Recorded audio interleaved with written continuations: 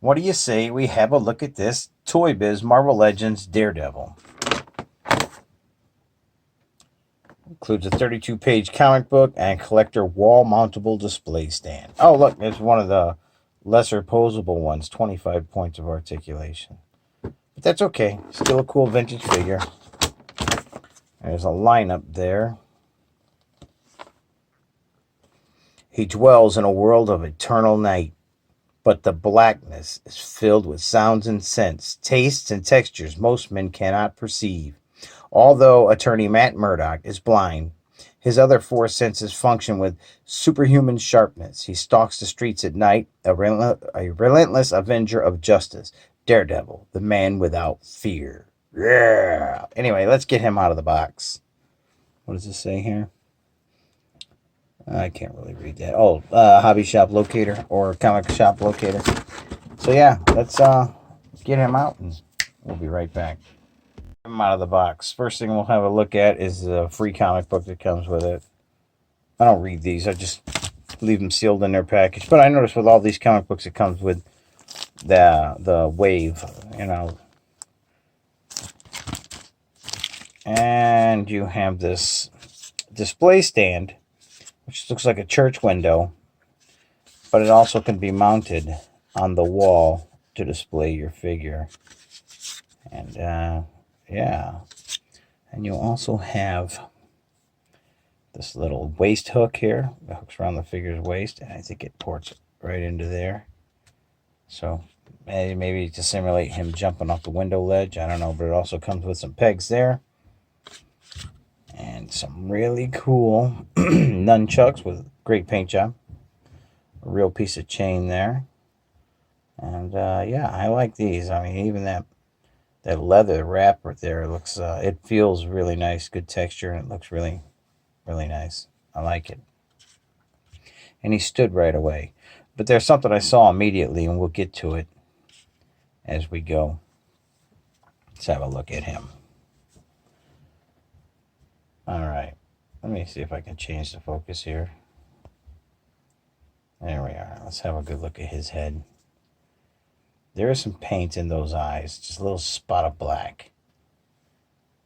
Nice sharp paint lines, with the exception of a little right there. So a little flesh paint and right there coming up on the mask itself. Nice paint. Nice red. This looks like it's molded in red and it's been overcoated with some wash here and there. Good looking belt that you could probably port these guys right into here, I'm guessing. Let's have a look here. Maybe. Or not. I'm sure with a little work, they could probably go in somehow. Let's not deal with that right now. Anyway, getting back to the paint. Belt looks really good. One thing I see here is the way this is. You got a waist articulation here. I can see that. But the way they've glued this on, that's really going to hinder your ability to do any posing in that area. But we'll get to that. These little shin guards look pretty wicked. And all these buckles on here. Shoes look pretty good. A little thin at the ankle where the peg goes in. You can see that right there. Yeah, so let's go through his articulation. So you have not much up and down at all, really. You 360-degree rotation. Yeah, that got real loose just now doing that. Nothing in the shoulder. 360-degree rotation, kind of like the old Star Wars figures. You get a single joint elbow. You get a really weird cut here, but it's not doing anything. Look at this. See this? You can almost pull that off. Yeah, and you get a hinge, and then I'm going to say a palm articulation, because the fingers are not articulated at all. And same on this side. You get a waist. Oh, I guess you can move the waist. It looks like they've glued it on the the underroot part there. So you do get a waist articulation, but you kind of only want to go a little bit because this goofy overhang look goofy. All right, so again, you're not going to move this leg much because of this belt. So we'll do this one. As far back as it goes, then it'll kick straight forward. Single jointed knee, and then ankle and toe articulation. And there's a pivot. A little bit, but it's there, as you can see. You give you toe articulation and no hip flex or ball joint there at the hip whatsoever. But he can hold this, I would guess, because he's got that palm articulation. So, yeah, your posability for this guy is going to be very limited. You know, maybe a little action. Bring it up like so. I mean, that's not a bad looking pose. I don't know. It's not much. But I wasn't expecting much, I guess. It's a really kind of weird that in 2001 they started the Spider-Man Classics line.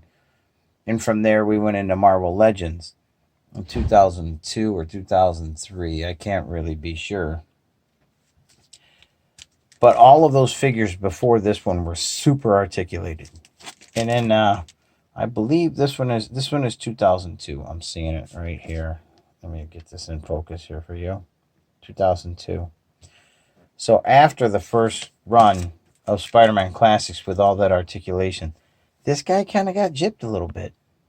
He certainly did. You know, it was nice with the display stand, which I know he will go on there. But if you're going to hang it on the wall, it could look kind of cool. I mean, he stands good. But, you know, if you're a soldier, you should stand good. You know, really. Now, I have also, which I'm going to bring into camera here, the Spider-Man Classics Daredevil Series 2 right here. Let me get this back here. This is, see the date here. This predates this Daredevil. This one predates that one. And this one here is fully articulated. You can see all the joints in there. This is, by the way, a really cool looking Daredevil.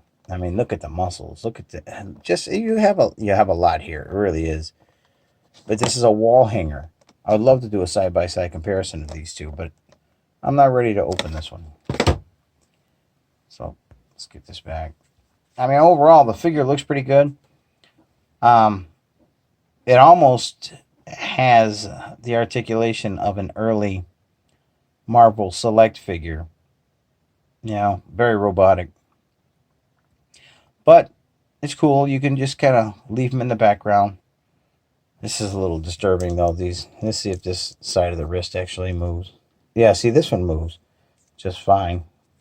This one here, not so much. It just feels like you're going to break it. So, yeah, you know. So be careful. You know, I don't know. It's just, you buy figures because they look cool. And I was aware that this figure here had limited articulation because it's I believe it's somewhat of a minor resculpt of the Red Skull, which had very little articulation as well. I'm not sure. But I do know that the Red Skull in this line also had very limited articulation. But anyway, thanks for watching. Stay tuned for the next review.